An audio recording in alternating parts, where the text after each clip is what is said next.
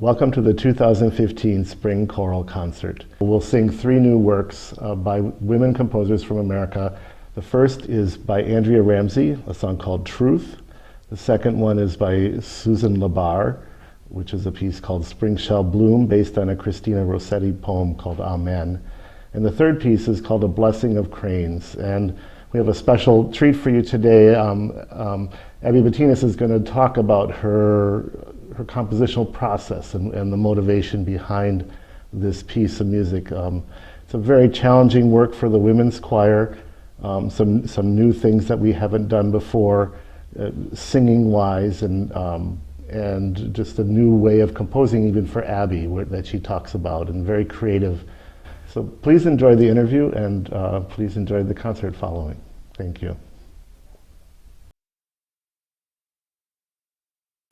A Blessing of Cranes was an amazing piece to write. It was probably the biggest idea I've ever had to try to render into sound. I got inspired by the idea of the consortium commission, so I knew that there would be about 1,000 singers that would end up singing this piece, all from different choirs. And I started to think, what else has 1,000 in it? You know, just as a place to start creatively. I thought about millipedes. I thought about all these different things that have the legends of 1,000. Arabian Nights, like I made all these lists. And what I hit upon was this story of Sadako and the 1,000 Paper Cranes, which was a children's book I had as a kid. Maybe a lot of people had this book. It is about the 12-year-old girl, Sadako Sasaki, who was 2 when the atomic bomb dropped on Hiroshima. And she survived, but 10 years later, when she was 12, she got cancer from radiation from the blast.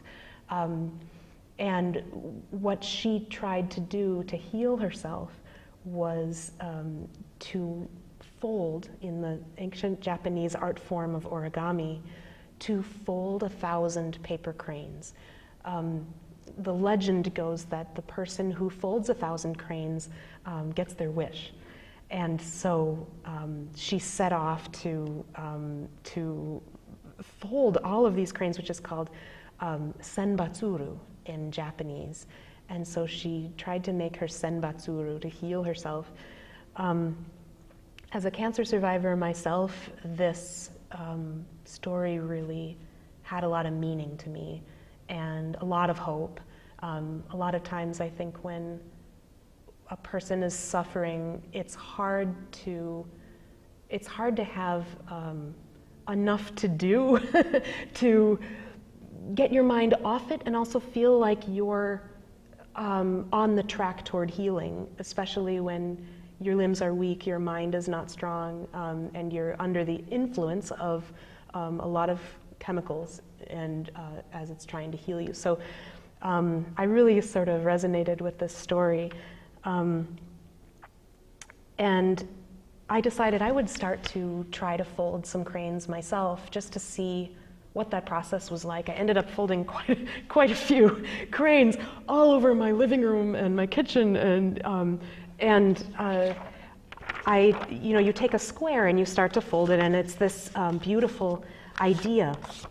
And what I realized is that with every fold, an edge will come together or a side will come together.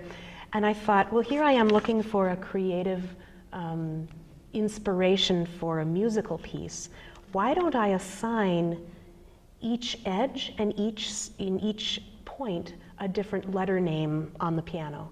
So I just sort of started from A and wrote A, B, C, D around the edges, and then I labeled the sides, E, F, G, H, B flat, or B natural, and then filled in some of the enharmonics and some of the sharp and flat notes in different parts of the square. So then when I got to folding, different chords would be made by aligning a note with another note.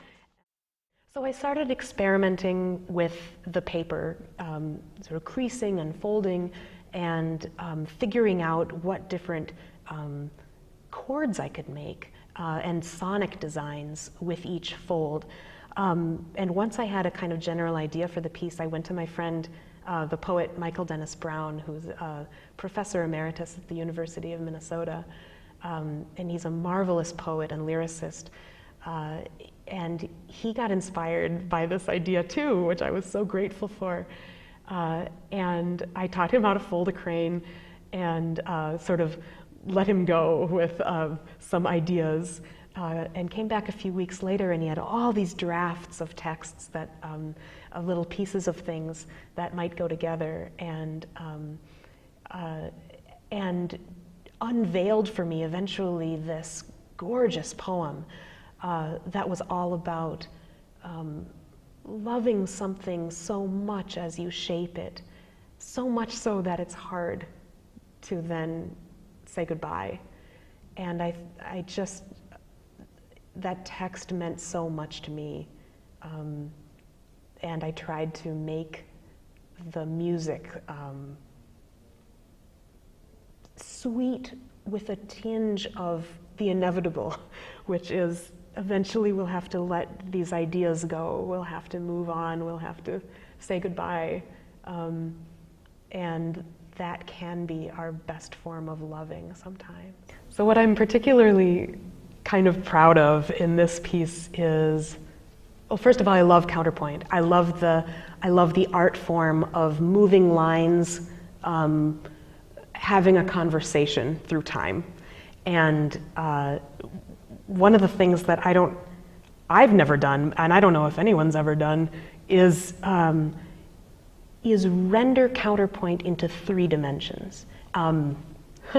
That's what I've been trying to do with this idea. So when you fold this and you get that moment where you pull the wings down for the first time, when the crane is mostly formed, I made a little pattern that all lines up so that you see the melody that you've been singing. And it turns out that all of this patterning and all of this shaping and geometry has been toward this goal of this beautiful melody. And there were a lot of ifs about this whole process. I didn't know if it would work. I didn't know if the texture of the choral music would kind of pop off the page like it's supposed to. Usually sheet music is flat, right? And so you don't really know until you hear it live if it's going to sparkle. So I just now came from the dress rehearsal of the piece with the Carthage Women's Choir, and I was just pretty stunned that, first of all, the singers seem to like it, which makes me so happy.